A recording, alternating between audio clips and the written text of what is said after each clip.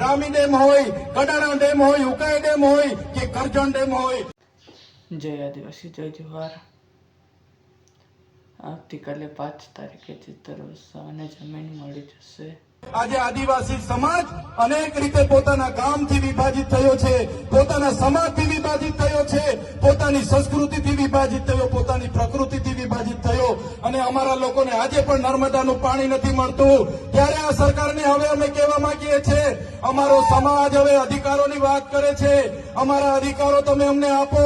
સંવિધાનમાં જે અમને પ્રાવધાન છે, અમારી અનામત તમે અમને આપો. અમારી જમીનો તમે પ્રોજેક્ટના નામે છીનવવાની વાત કરો છો.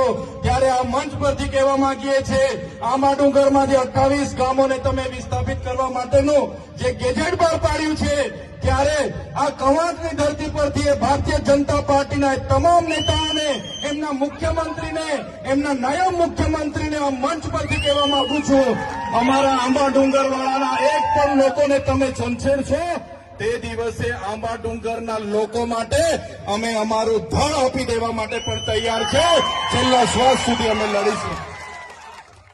મને આ વિસ્તારમાં આવીને મંત્રીઓએ કીધું કે એનું દુકાન નથી.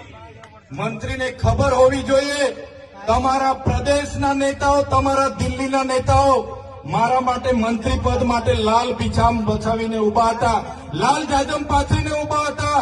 મને તમારા પ્રદેશના નેતા અને દિલ્હીના નેતાએ કીધું, ચૈતરભાઈ તમે